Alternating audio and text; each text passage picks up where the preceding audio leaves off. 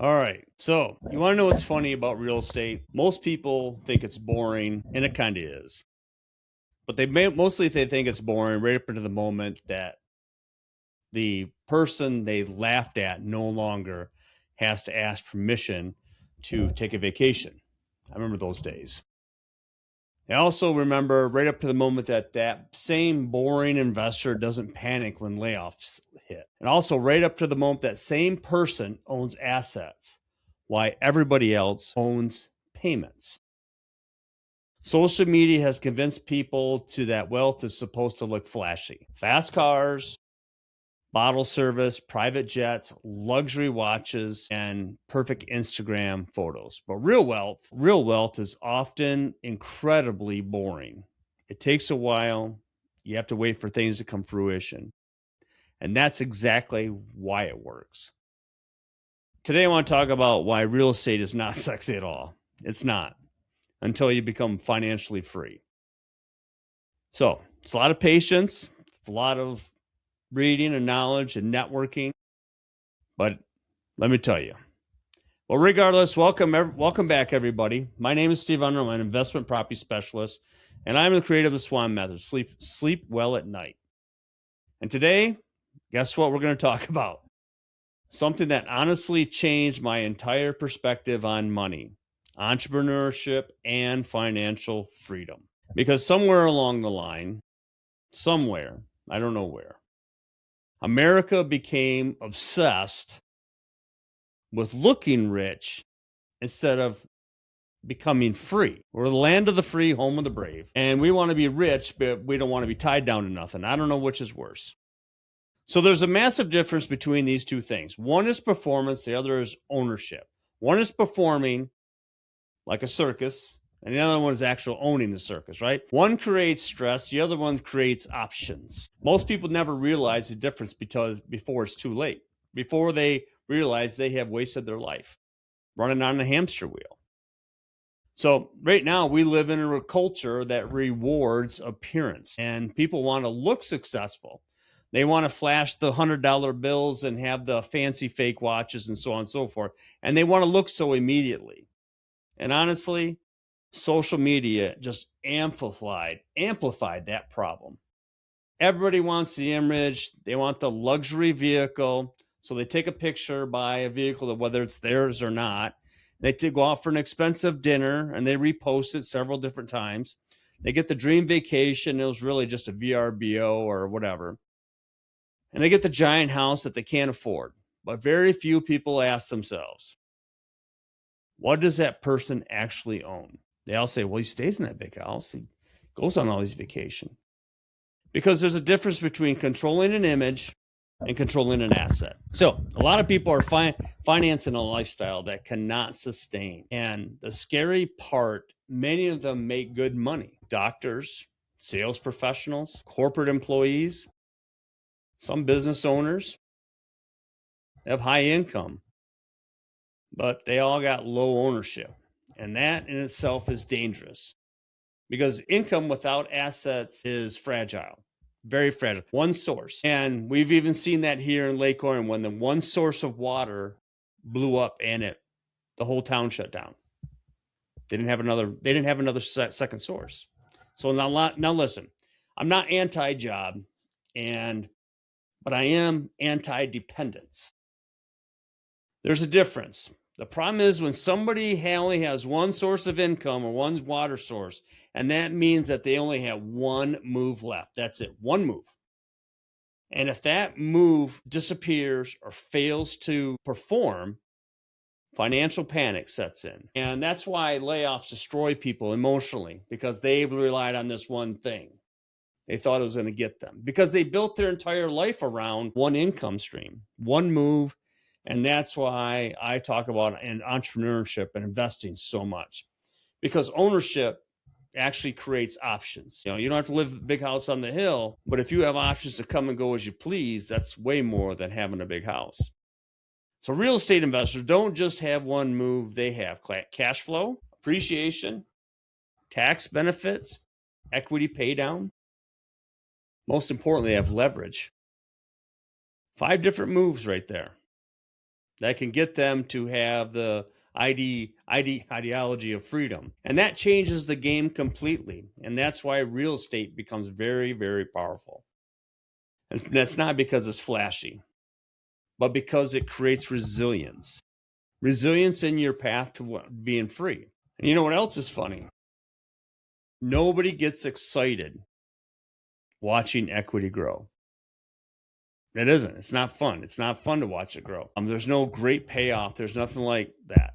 Nobody posts, hey guys, my tenant just paid another $437 of my mortgage down this month. And nobody brags about my depreciation schedule is so amazing. That doesn't go viral. That's not fun at all. But those things are boring things, right? But they quietly create the millions. They quietly create the freedom. They quietly take the shackles off you that hold you down. And the truth is, most people are boring most wealthy people are boring financially. They buy assets, they hold assets, they let time work, they let leverage work, they let compounding work. While everybody else is chasing attention and chasing the shiny object, they're building freedom quietly and slowly. That's why real estate feels slow in the beginning. And you got to be patient sometime and not buying anything for a while. It's not designed to impress people. It's not designed to free people. That's a huge difference right there. Very big difference. Social media created an illusion that success should happen just like that. We're going to get it. It's like winning the lotto. One day you're poor living in a substandard house, and the next day you're living up high on the hill. Everybody wants the overnight success. We all like the person that, in a few weeks they went from just an entrant to a champion. They come across the finish line. But like I said, real estate doesn't usually work that way. Real estate is more like farming than gambling. You plant, you protect your seeds, you protect your everything else. You improve, you wait. And eventually, if everything's going well, you get the harvest. But most people quit before they even get to the harvest. They start the plants, they kind of protect, and they give up because it's boring. It doesn't go fast enough for them. But fast in, fast out, fast gain, fast burn, right? But boring also feels uncomfortable because we start to think too much, especially in a dopamine-driven culture where everything's got to be faster and better than it was yesterday. People rather look rich for 6 months than build wealth for 6 years. And that mentality destroys financial futures because wealth is often built quietly before it's seen publicly. So this is exactly why I created the SWAN method, to be honest. Sleep well at night because I don't need to be stressing about your next paycheck or how we're going to pay our next bill. Because I don't believe investing should feel reckless at all. It should be, I think investing should feel strategic, calculated, evidence-driven. When I evaluate a property, I'm not asking does this look cool? Is this a good spot? Is this the most eccentric house you ever seen? Go great for a while. All I'm asking for is this going to cash flow? Is there equity? And what's the downside of the risk, if any? And most importantly, what I'm looking at and walking up to, I'm already thinking of the exit strategy. Does this create long-term stability? That's a completely different mindset. And honestly, that kind of mindset isn't sexy at all. It's just that long relationship that works, that really works, that says, we're going to be in here through the good, through the bad, and we're not just here for the quick one-night stand. That's what the SWAN method is about. It's creating peace through ownership. It's not anxiety driven through appearances and everything else. So now here's the interesting part. Sorry, phone. Real estate feels boring until the moment your life changes because of it. Then suddenly it becomes very, very interesting. It becomes interesting when your rental property starts to pay for your car payment, or your investment property covers your mortgage, or your other rental property covers your vacations. Your cash flow allows your spouse to work less, if not retire, right? And you stop panicking over unexpected bills. You can finally breathe. You can finally relax. You can finally feel be dreaded, like, oh, the weekend's over. Oh my gosh, I got to go do this. That is when real estate becomes exciting. Freedom is exciting. Options are exciting. Control is exciting. And the ability to say, I don't have to stay in this situation, whatever situation you're in. I can leave. I can go. And that changes human being psychology right there.